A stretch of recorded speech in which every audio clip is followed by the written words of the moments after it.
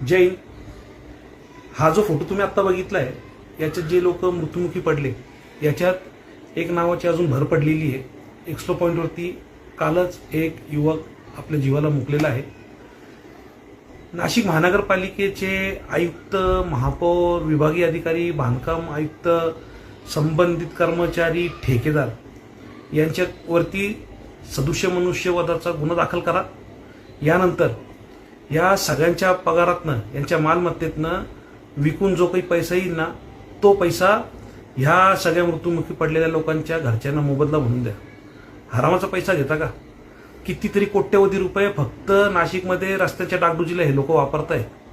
आणि रस्ते बांधकामाला तर विचारूच नका.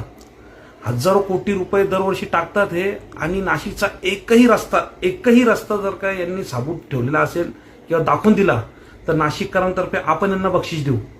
काय लावलेलं आहे? हरामाचा पैसा खाऊ राहिले.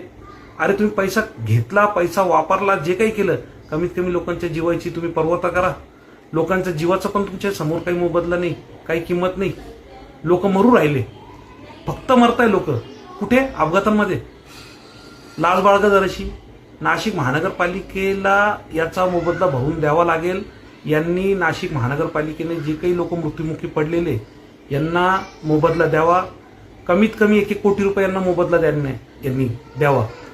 तेव्हा यांच्या घरच्यांची भरपाई होईल. जीवाची भरपाई होत नाही, पण कमीत कमी जो कमावता व्यक्ती घरातनं गेलेला आहे त्या कमावत्या व्यक्तीच्या घरच्यांना थोडासा आसरा भेटेल त्याच्यामुळे. आणि लाजा वाळगायच्या पुढे ना व्यवस्थित रस्ते बांधा. जगामध्ये का पाऊस पडत नाही का? जगामध्ये का दुसरीकडे कामं होतात नाही का? घ्या त्यांच्याकडनं थोडंसं शिकून घ्या. कसे रस्ते बनवतात त्याचं क्लास घ्या.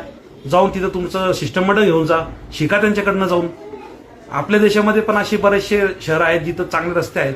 देशामध्ये तुम्हाला समजत नसेल तर जा बाहेर फिरायच्या नावाला खाली, अभ्यासाच्या खाली दुसऱ्या देशामध्ये जाऊन फिरून या. तिथले रस्ते बघा. थोडी शरम बाळगा आणि व्यवस्थित कामं करून द्या.